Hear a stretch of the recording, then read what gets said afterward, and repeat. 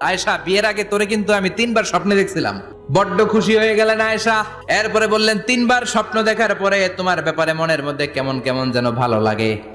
তারপরে একটা ছোট্ট কাগজের মধ্যে, জান্নাতি কাগজ, রেশমি কাপড়ের মধ্যে তোমার চেহারাটা এনে জিব্রাইল বললেন, দেখেন নবী কেমন লাগে। আমি কইলাম, ভালো লাগে।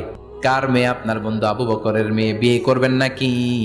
বিশ্বনবী বললেন, ও জিব্রাইল, তুমি যদি ঘটক হও, আল্লাহ যদি হয় কাজী, আমি মোহাম্মদ বিয়েতে রাজি।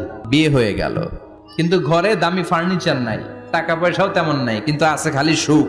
এত ভালোবাসতেন মা আয়েশাকে। মা আয়েশা গ্লাসের যেই জায়গা দিয়ে পানি খেতেন, বিশ্বনবী ওই জায়গায় মুখ লাগিয়ে পানি খেত।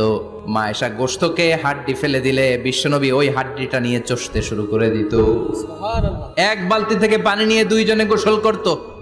আবার বিশ্বনবীর সাথে সাথে মাঝে মাঝে বায়না ধরতো, মাঝে মাঝে রাগও করতো।